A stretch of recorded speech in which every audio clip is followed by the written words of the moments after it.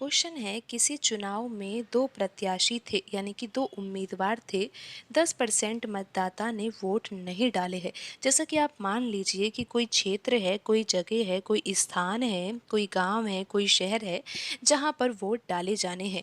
तो वहां पर जो पंजीकृत मतदाता है ना, उनकी जो परसेंटेज है वो कितना है, 100% है।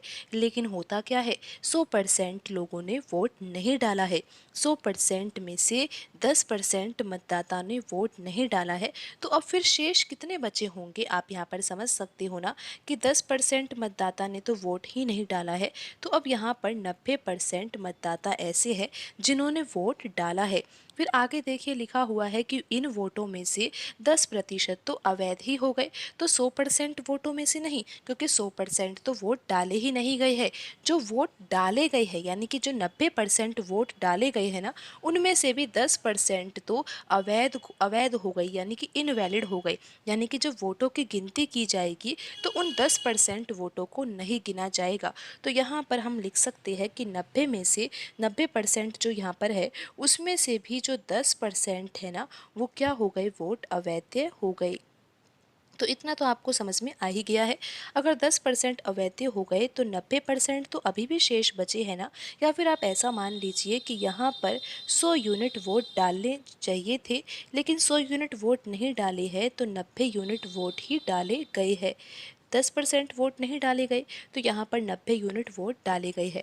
अब 90 यूनिट के 10% तो इनवैलिड हो गए हैं और 90 यूनिट के 90% वोट वैध है, यानी कि जो जिनकी गिनती की जाएगी। तो फिर आगे तो प्रश्न में ऐसा दिया हुआ है कि वोटों में से 10% तो अवैध हो गए तथा जीतने वाले प्रत्याशी को, यानी कि जो दो उम्मीदवार है उसमें से एक जीता है और दूसरा हारा है। तो जीतने वाले प्रत्याशी ने वैध मतों का 70% प्राप्त किया है। यानी कि आप इस तरह से समझिए कि 90% का अगर हम 10% यानी कि 90 यूनिट का, अगर 90 यूनिट का हम यहाँ पर 10% निकालेंगे तो कितना आएगा। 90 यूनिट का जब 10% निकालेंगे तो हमें इस तरह से निकालना होगा।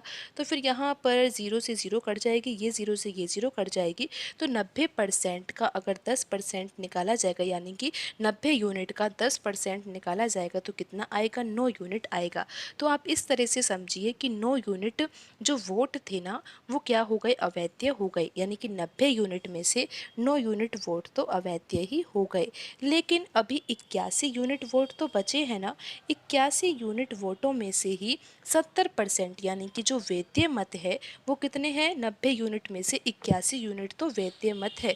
तो इस वैध मत, इसमें आगे दिया हुआ है कि वैध मतों का 70% प्राप्त किया है किसने, जीतने वाले प्रत्याशी ने। तो 81 यूनिट का जो 70% होगा वो तो किसने प्राप्त किया है, जीतने वाले उम्मीदवार ने। लेकिन फिर क्या हारने वाले उम्मीदवार ने कितने प्राप्त किए परसेंटेज, कुल तो 100% ही होता है ना। तो 81 यूनिट तो क्या होगा, 100% माना जाएगा। और इस 100% में से 70% तो जीतने वाले को मिल गए और 30% किसको मिलेंगे, जो व्यक्ति हारा है। लेकिन अब आप यहाँ पर ये ध्यान दीजिए कि यहाँ पर प्रश्न में कहा गया है कि जो व्यक्ति जीता है, जो प्रत्याशी जीता है, वो कितने वोटों से जीता है, 7290 वोटों से जीता है। लेकिन अब आप यहाँ पर ये देखिए कि जीतने वाले को तो कितने परसेंट वोट मिले हैं, 70% वोट मिले हैं। 81 यूनिट का 70%, आप ऐसा ध्यान रखो कि यहाँ पर ये जो 100% हमने शुरुआत में माना था, हम इसकी बात नहीं कर रहे। यहाँ पर जो ये 81 यूनिट है ये भी स्वयं का ही, यानी कि जो वैध मत है उनका तो 100% ही है ना ये। तो उसी 100% यानी कि जो वैध मतों का 100% है वो तो क्या है, कुल वैध मत है। लेकिन उसमें से 70% तो जीतने वाले को मिले हैं और 30% हारने वाले को मिले हैं। लेकिन यहाँ पर जो इनके वोटों के प्रतिशत में अंतर है वो कितना है, 40% का अंतर है। ये आपको साफ साफ दिखाई दे रहा है कि 70% वोट तो किसको मिले, जीतने वाले को। वैध मतों के यानी कि 81 यूनिट का जो 70% है वो तो जीतने वाले को मिल गए हैं और 81 यूनिट का 30% हारने वाले को मिले हैं। और जो ये अंतर आया है वो 40% का आया है। यानी कि जो 81 यूनिट का 40% है वो क्या है, इन दोनों के वोटों का अंतर है। तो यहाँ पर आप इस तरह से समझ गए, आप एक बार इस तरह से समझ लीजिए, आपको इतना समझ में आ गया कि 81 यूनिट वोट जो है वो वैध मत है। लेकिन अब 81 यूनिट जो है वो स्वयं का ही 100% है, और इस 100% में से जो 70% वोट है वो तो मिले हैं जीतने वाले व्यक्ति को, और यहाँ पर जो 30% बचेंगे, 81 यूनिट का ही 30% निकाला जाएगा, तो वो किसको वोट मिले हैं? हारने वाले व्यक्ति को। लेकिन यहाँ पर जो आप अंतर देखोगे वो कितना है? 40% का अंतर है। लेकिन ये किसका 40% है? ये है 81 यूनिट का 40%। लेकिन फिर ये किसके बराबर है? प्रश्न के अनुसार ये है 7290 के बराबर। तो अब हमें इसको ही हल करना है, और यहाँ से हम 1 यूनिट की वैल्यू निकालेंगे। तो अब हमें क्या हल करना है? 81 यूनिट का जो 40% है वो प्रश्न के अनुसार किसके बराबर है? 7290 के बराबर है। तो हम इसको हल कर लेते हैं। यहाँ पर हम लिखेंगे 81 यूनिट का के स्थान पर गुणा, और यहाँ पर हम लिखेंगे 40/100, और बराबर में हम लिखेंगे 7290।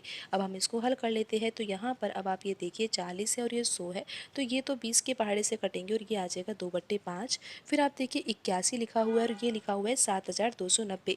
अगर हम 81 से 7290 काटेंगे तो क्या कट जाएगा? ये तो आपको पता है कि ये कट जाएगा, और कितनी बार कटेगा? 90 बार कटेगा। तो यहाँ से हम 1 यूनिट की वैल्यू तो निकाल ही सकते हैं, क्योंकि यहाँ पर ये 81 लिखा हुआ है, यहाँ पर ये एक बार कट गया, तो ये 1 यूनिट बराबर क्या आएगा? यहाँ पर बराबर में 90 है, और यहाँ पर जो ये 2/5 है इसको हम ले जाएंगे दाएं पक्ष में, तो ये आ जाएगा यहाँ पर 5/2। तो यहाँ पर अब हम 2 से 90 को काटेंगे तो ये आ जाएगा 45, और यहाँ पर 1 यूनिट की वैल्यू क्या आएगी?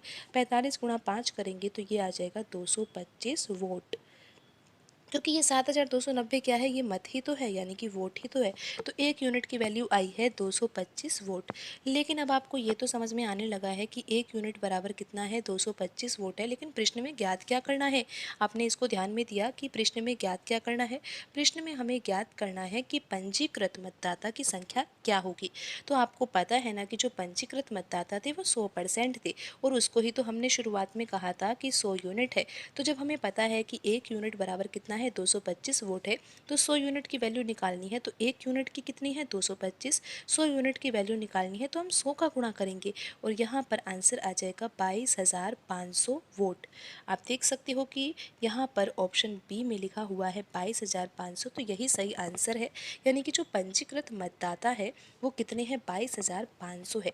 तो यहाँ पर ऑप्शन बी जो है वो सही आंसर होगा। क्वेश्चन है, यदि चीनी की कीमत 20% घट जाए तो खपत में कितने प्रतिशत वृद्धि करे कि इसका खर्चा केवल 4% ही घटे? तो यहाँ पर प्रश्न में दिया हुआ है कि चीनी की जो कीमत है ना, यानी कि चीनी पहले ज़्यादा मूल्य की आती होगी और अब कीमत जो है उसकी कम हो गई है, और कितनी कम हो गई है? 20% कम हो गई है। अगर चीनी की कीमत में कमी हुई है तो उसका सीधा सा अर्थ ये होना चाहिए कि चीनी के खर्चे में भी कमी आएगी, क्योंकि जब हम खर्चा निकालते हैं तो कैसे निकालते हैं आपको पता होना चाहिए। खर्चा निकालने का फॉर्मूला ये होता है कि हमें ये पता होना चाहिए, जैसे कि हम चीनी का ही खर्चा निकाल रहे हैं कि 1 महीने में चीनी का खर्चा कितना आता है, तो हमें ये पता होना चाहिए कि चीनी की कीमत कितनी है, यानी कि 1 किलो चीनी का मूल्य कितना है, और हमें ये पता होना चाहिए कि कितनी चीनी हम उपयोग में लेते हैं, यानी कि चीनी की खपत कितनी है। तो अब ऐसा कहा जा रहा है प्रश्न में कि जो चीनी पर खर्चा किया जाता था ना, वो 4% ही घट रहा है, यानी कि चीनी की कीमत तो 20% घट रही है और इसका खर्चा केवल 4% ही घट रहा है। लेकिन ऐसा तो नहीं हो सकता है ना, कीमत 20% घट रही है तो खर्चा भी 4% तो नहीं घटना चाहिए, 20% ही घटना चाहिए था। लेकिन ऐसा नहीं हो रहा है। ऐसा इसलिए नहीं हो रहा है क्योंकि अब प्रश्न में क्या किया जा रहा है? खपत में वृद्धि की जा रही है, यानी कि पहले चीनी कम उपयोग में ली जाती थी जब जब चीनी का मूल्य ज़्यादा था, लेकिन जैसे ही चीनी के मूल्य में कमी आई है तो उस स्थिति में खर्चा तो केवल 4% ही घटा है, क्योंकि क्या किया जा रहा है? चीनी का उपयोग ज़्यादा लिया जा रहा है, यानी कि चीनी की जो खपत है वो ज़्यादा की जा रही है। जैसा कि आप ऐसा समझिए कि अगर हम ऐसा लिख लेते हैं कि यहाँ पर चीनी की जो पहले वाली कीमत थी वो कितनी थी? आप मान लीजिए कि 100 रुपये थी, और चीनी कितनी यूज करते थे हम? चीनी मान लीजिए आप कि यहाँ पर हम चीनी यूज करते थे 5 यूनिट, तो फिर खर्चा कितना आ रहा था? 500 यूनिट यहाँ पर आ रहा था या फिर 500 रुपये आ रहा था। अब चीनी की कीमत को क्या किया गया है, कम किया गया है और ये 100 से कितना कर दिया गया है, 20% कम यानी कि 80 कर दिया है। अगर यहाँ पर 80 कर दिया है और यहाँ पर कहा जा रहा है कि खर्चा केवल 4% ही कम होना चाहिए, तो यहाँ पर पहले खर्चा कितना था, 500 था। आप ऐसा समझिए कि अगर खर्चे को भी हम 20% कम करते तो फिर कितना आ जाता, यहाँ पर 500 का 20% निकालते तो 100 आता और खर्चे को हम 20% ही कम करते तो यहाँ पर खर्चा आ जाता 400। जैसे कि कीमत को 20% कम किया तो कीमत कितनी हो गई, 80 रुपये हो गई। तो खर्चा भी हमने 20% कम कर दिया तो यहाँ पर ये कितना आ गया, 400 रुपये। और अब आप देख सकते हो कि खपत अभी भी यहाँ पर कितनी, लेकिन ऐसा उस स्थिति में होगा कि जब कीमत भी 20% घटे और खर्चा भी 20% घटे, लेकिन खर्चे को तो ये 4% ही घटा रहे हैं। तो अब आप ऐसा समझिए कि यहाँ पर जो हम ऐसा कह रहे हैं ना कि 20% की कमी आनी चाहिए, अब ये यहाँ पर कह रहे हैं कि 4% ही कमी आनी चाहिए। तो 500 का अगर 4% निकाला जाएगा तो फिर किसके बराबर आएगा, आपको पता है कि 20 के बराबर आएगा। तो 500 में से हम 20 रुपये घटाएंगे तो यहाँ पर खर्चा हमें अब कितना करना है, 480 रुपये खर्चा करना है। आप यहाँ पर समझ गए होंगे कि चीनी की कीमत हमने यहाँ पर 100 रुपये मानी और फिर 20% की कमी कर दी मूल्य में, तो मूल्य हो गया 80। फिर खर्चे में हमने 20% की कमी की थी तो खपत में कोई अंतर नहीं आया था, खपत यहाँ पर 5 थी तो यहाँ पर भी 5 ही थी क्योंकि 480 के स्थान पर 400 था। लेकिन अब जो खर्चा है ना उसको हमने यहाँ पर 20% नहीं घटाना है, हमें केवल 4% ही घटाना है। तो हमने 4% घटाया तो यहाँ पर जो 500 खर्चा हो रहा था अब कितना होगा, 480 होगा। अगर 480 खर्चा करना है तो यहाँ पर हमें अब खपत कितनी करनी होगी, 80 का गुणा हम किससे करें जिससे कि 480 आ जाए, तो यहाँ पर हमें 6 से गुणा करना होगा। तो अब आप ऐसा देख सकते हो ना कि पहले खपत कितनी की जाती थी, 5 यूनिट की जाती थी और अब खपत कितनी की जा रही है, 6 यूनिट की जा रही है। आप देख सकते हो कि खपत में यहाँ पर क्या हो रही है, वृद्धि हो रही है। और प्रश्न में यही तो पूछा गया है कि खपत में कितने प्रतिशत की वृद्धि करें। तो खपत में यहाँ पर जो वृद्धि हो रही है वो 1 यूनिट की वृद्धि हो रही है। तो यहाँ पर हम प्रतिशत में आंसर निकाल सकते हैं। कैसे निकालेंगे, आपको पता है कि पहले खपत 5 यूनिट थी और अब 6 यूनिट है, तो खपत में जो वृद्धि हुई है वो 1 यूनिट की हुई है।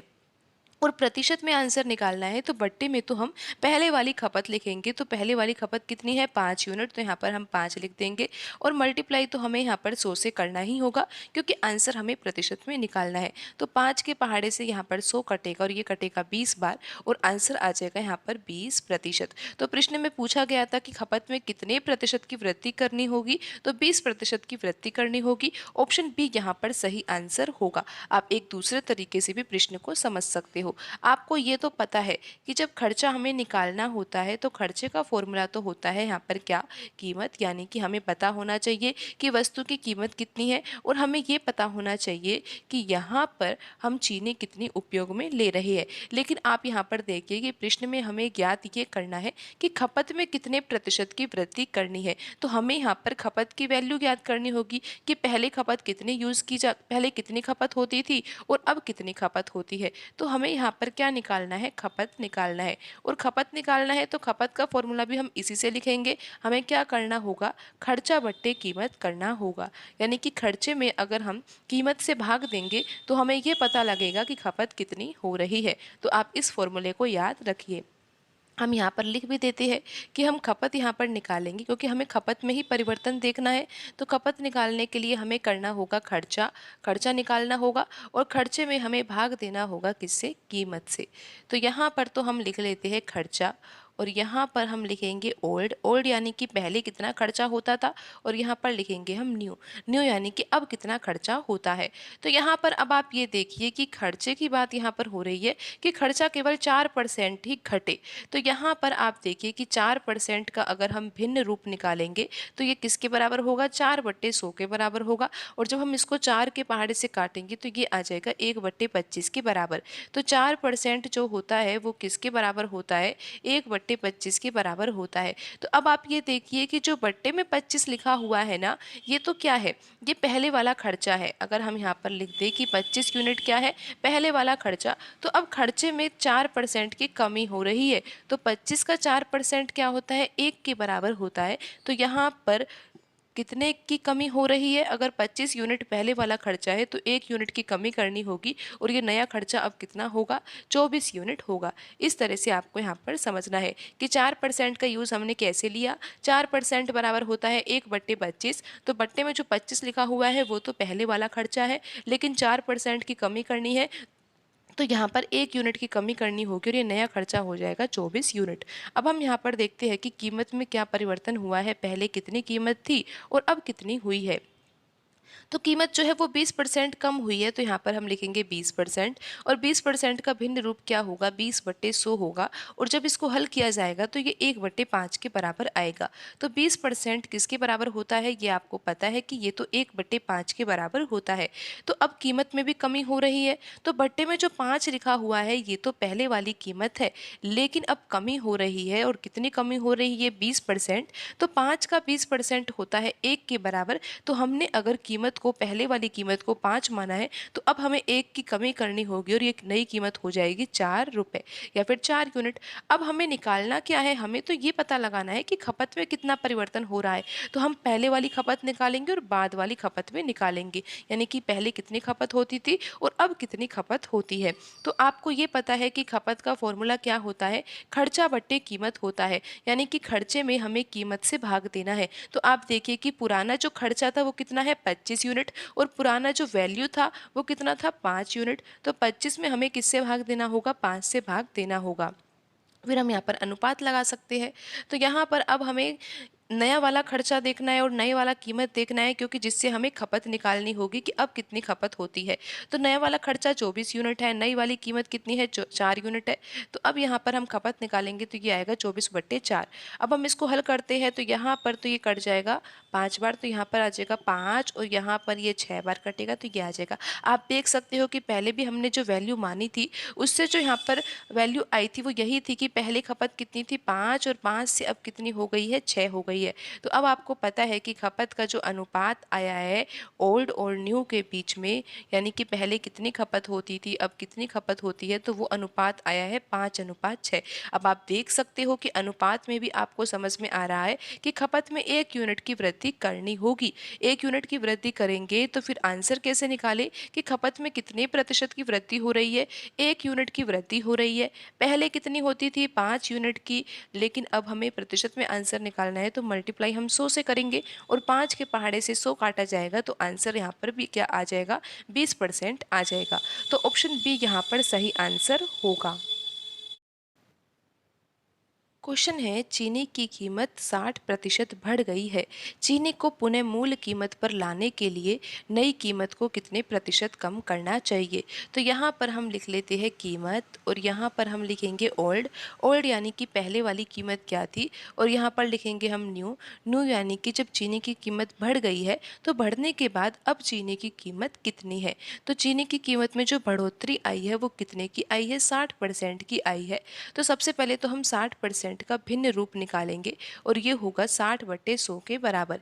जब हम इसको हल करेंगे तो ये आ जाएगा 3/5 के बराबर। तो 60% का भिन्न रूप क्या होता है, 60% होता है 3/5 के बराबर।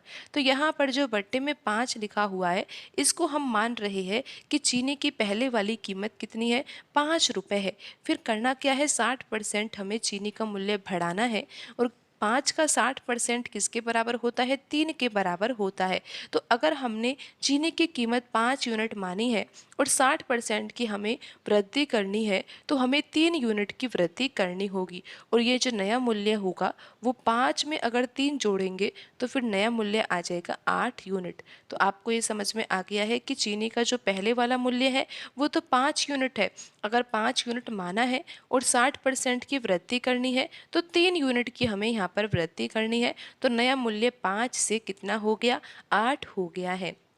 अब प्रश्न में तो ऐसा कहा जा रहा है कि चीनी को पुनः मूल कीमत पर लाने के लिए नई कीमत को कितना प्रतिशत कम करना चाहिए। यानी कि जो नया मूल्य है अब वो 8 यूनिट आ गया है, लेकिन ऐसा कहा जा रहा है कि पुनः इस कीमत को, यानी कि जो ये नई वाली कीमत है, इसको मूल कीमत पर लाने के लिए इस 8 यूनिट में कितने प्रतिशत की कमी करनी होगी। यानी कि नई कीमत में कितने प्रतिशत की कमी की जाए जिससे कि हम पुराने वाले मूल्य को प्राप्त कर सके।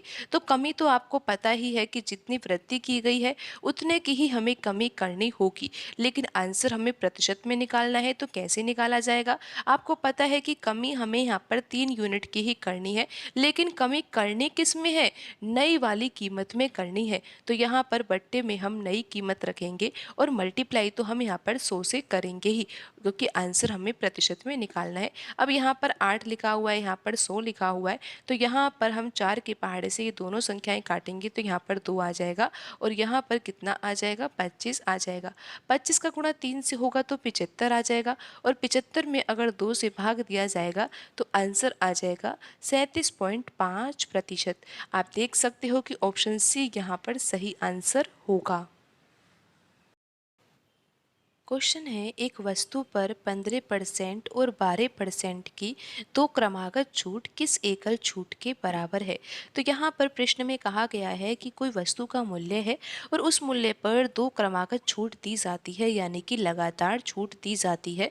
पहली छूट 15% है और उसके बाद जो नया मूल्य आएगा, यानी कि छूट देने के बाद जो मूल्य प्राप्त होगा उस मूल्य पर हमें 12% की छूट देनी होगी। तो इस प्रकार हमें ये पता लगाना है कि जो ये दो क्रमागत छूट है ये किस एकल छूट के बराबर है, यानी कि सिंगल छूट क्या होगी। तो आइए अब हम इस प्रश्न को आसानी से हल करते हैं। हम मान लेते हैं कि वस्तु का मूल्य कितना है, 100 रुपये है। जिस मूल्य पर छूट दी जा रही है वो मूल्य क्या है, 100 रुपये है। और इस मूल्य पर पहली छूट यहाँ पर कितने की दी जा रही है, 15% की छूट दी जा रही है। अब 100 रुपये पर 15% की छूट दी जा रही है तो इसका सीधा सा अर्थ तो ये है कि 15 रुपये की ही छूट दी जा रही है।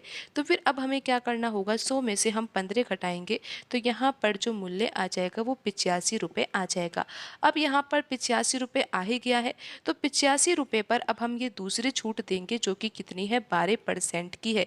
तो 85 रुपये पर अगर 12% की छूट दी जाएगी तो वास्तव में कितने रुपए की छूट दी जाएगी। तो 85 का 12% हमें निकालना होगा जिससे कि हमें पता लगे कि कितने रुपए की यहाँ पर छूट देनी है। तो 5 के पहाड़े से ये दोनों संख्याएं कट जाएगी, यहाँ पर आ जाएगा 20 और यहाँ पर कितना आ जाएगा, ये आपको पता है कि यहाँ पर 17 आएगा। यहाँ पर 12 और ये 20 है तो 4 के पहाड़े से दोनों संख्याएं काटी जा सकती है। यहाँ पर 3 आ जाएगा और यहाँ पर आ जाएगा 5। 17 का गुणा 3 से होगा तो 51 आएगा। 51 में 5 से भाग देंगे तो कितना आएगा, आपको पता है कि यहाँ पर आएगा 10.2, यानी कि कितने रुपए की छूट देनी है हमें, 10.2 रुपये की छूट देनी है। तो अब हमें क्या करना होगा, यहाँ पर 85 में से 10.2 रुपये को घटाना होगा क्योंकि यहाँ पर छूट कितने की दी गई है, 10.2 रुपये की छूट दी गई है। तो यहाँ पर 85 में से अगर आप 10.2 रुपये घटाओगे तो फिर यहाँ पर मूल्य कितना आएगा, 74.8 रुपये आएगा। तो अब आप ऐसा समझिए कि 100 रुपये की वस्तु थी और उसको जब दो क्रमागत छूट दी गई तो फिर वो वस्तु का जो मूल्य है वो कितना हो गया है, 100 से कितना हो गया है, 74.8 रुपये हो गया है। तो अब आप यहाँ पर देख ही सकते हो ना कि छूट कितनी दी गई है, या फिर आप ऐसा भी देख सकते हो कि यहाँ पर 15 रुपये की छूट दी गई है और यहाँ पर 10.2 रुपये की छूट दी गई है। तो कुल मिलाकर कितने रुपए की छूट दी गई है, 25.2 रुपये की छूट दी गई है। लेकिन आंसर हमें प्रतिशत में निकालना है तो आपको ये पता है कि जो छूट यहाँ पर दी गई है वो 25.2 रुपये की छूट दी गई है और यहाँ पर वस्तु का पहले वाला मूल्य क्या था जब छूट नहीं दी गई थी, तो वो मूल्य था यहाँ पर 100 रुपये, क्योंकि 100 रुपये पर ही तो छूट दी गई है और मल्टीप्लाई तो हम यहाँ पर 100 से करेंगे ही क्योंकि आंसर हमें प्रतिशत में निकालना है। तो 100 से 100 यहाँ पर कटी जाएगा और जो आंसर आएगा वो क्या आएगा, 25.2% यहाँ पर आंसर होगा। ऑप्शन डी यहाँ पर सही आंसर होगा। क्वेश्चन है, एक संख्या में 30% की वृद्धि हुई, 25% की कमी हुई, 25% की वृद्धि हुई, संख्या में कितने प्रतिशत की शुद्ध वृद्धि या कमी हुई। तो यहाँ पर आपको इस तरह से समझना है कि एक संख्या, जैसे कि हम मान ही लेते हैं कि संख्या क्या है, 100 है। तो इस संख्या में हमें सबसे पहले तो 30% की वृद्धि करनी है। उसके बाद जो यहाँ पर नई संख्या आएगी, 30% की वृद्धि करने के बाद उस संख्या में हमें 25% की कमी करनी होगी, और उसके बाद फिर हमें 25% की वृद्धि भी करनी होगी। तो यहाँ पर हमने माना है कि संख्या क्या है, 100 है, और 100 में हम 30% की वृद्धि करेंगे, तो इसका सीधा सा अर्थ ये है कि हमें 100 में 30 की ही वृद्धि करनी है, और यहाँ पर जो संख्या आएगी वो क्या आ जाएगी, 130 आ जाएगी। उसके बाद हमें क्या करना है, यहाँ पर 25% की कमी करनी है। तो 130 में अगर हम 25% की कमी करेंगे तो हमें तो पहले ये पता लगाना होगा कि 130 का 25% किसके बराबर होता है। तो 130 का हम 25% निकाल कर देखते हैं और ये पता लगाते हैं कि 130 में हमें कितनी कमी करनी होगी। तो 25 के पहाड़े से ये दोनों संख्याएं कट जाएगी, यहाँ पर आ जाएगा 1/4, और यहाँ पर 130 और ये 4 है, तो 2 के पहाड़े से ये दोनों संख्याएं कट जाएगी। तो यहाँ पर तो आएगा 65 और यहाँ पर आएगा 2, और 65 में अगर 2 से भाग दिया जाएगा तो यहाँ पर आएगा 32.5। यानी कि हमें अगर 130 में 25% की कमी करनी है तो वास्तव में हमें जो कमी करनी है वो 32.5 की कमी करनी है। अगर हम 130 में 32.5 की कमी करते हैं तो यहाँ पर जो संख्या आएगी वो आ जाएगी 97.5। लेकिन अब क्या करना है, हमें 97.5 में 25% की वृद्धि करनी है। तो अब हमें क्या करना होगा, 97.5 का 25% निकाल कर देखना होगा कि ये किसके बराबर होता है। तो 97.5 का 25% देखते हैं कि किसके बराबर होगा, क्योंकि हमें तो ये तो 1/4 ही आ जाएगा। तो अब हमें क्या करना है, 97.5 में 4 से भाग देना है, तो ये दशमलव हटेगा तो यहाँ पर आ जाएगा 0। अब हमें 975 में 40 से भाग देना है, तो यहाँ पर हम जल्दी से भाग देकर देखते हैं। 40 दूनी कितना होगा, 80 होगा, फिर यहाँ पर बचेगा 17 और ये हो जाएगा 175। तो फिर 40 से अगर हम 175 में भाग देंगे तो जाएगा यहाँ पर 4 बार, और यहाँ पर फिर हम दशमलव लगाएंगे क्योंकि यहाँ पर अब आएगा 15 और यहाँ पर आ जाएगा 0। 40 दिया हो जाएगा 120, फिर यहाँ पर बचेगा 30 और एक 0 और लगाएंगे तो 300 हो जाएगा। फिर हो जाएगा 40 सत्ते 280 हो जाएगा, और फिर यहाँ पर आ जाएगा 5। यानी कि जो हमें कमी करनी है वो कितने की करनी है, 24.375 की हमें यहाँ पर कमी करनी है, या फिर वृद्धि करनी है। आपको ये पता है ना कि यहाँ पर हमें वृद्धि करनी है, क्योंकि हमने 25% की कमी तो पहले ही कर दी है। तो यहाँ पर हमें 25% की अब क्या करनी है, वृद्धि करनी है। तो 25% यानी कि 24.375 की हमें यहाँ पर वृद्धि करनी है। तो हमें इसके लिए 97.5 में क्या जोड़ना होगा, 24.375 जोड़ना होगा। और हम देखते हैं कि यहाँ पर कितना आएगा, यहाँ पर 5, 7, 8 और यहाँ पर आ जाएगा ये 121। यानी कि जो 97.5 संख्या थी वो संख्या अब बढ़कर कितनी हो जाएगी, 121.875 हो जाएगी। तो अब आप यहाँ पर देख ही सकते हो ना कि संख्या में वृद्धि हुई है या कमी हुई है। आपको यहाँ पर स्पष्ट दिखाई दे रहा है कि पहले जो संख्या हमने मानी थी वो 100 थी, और अब ये जो संख्या है वो 100 से कितनी हो गई है, 121.875 हो गई है। जैसे कि हमने पहले वृद्धि की, फिर कमी की और फिर वृद्धि की, उसके बाद जो संख्या आई है ये वो कितनी है, 121.875 आई है। तो यहाँ पर जो वृद्धि की गई है वो 21.875 की वृद्धि हुई है। तो यहाँ पर अब हम आंसर प्रतिशत में कैसे निकालेंगे, वृद्धि कितने की हुई है, 21.875 की वृद्धि हुई है। पहले वाली संख्या क्या थी, 100 थी, तो बट्टे में तो हम पहले वाली संख्या ही लिखेंगे, और मल्टीप्लाई हमें 100 से ही करना होगा क्योंकि आंसर प्रतिशत में हम निकाल रहे हैं। तो 100 से 100 कट जाएगा और जो आंसर आएगा वो आएगा 21.875%।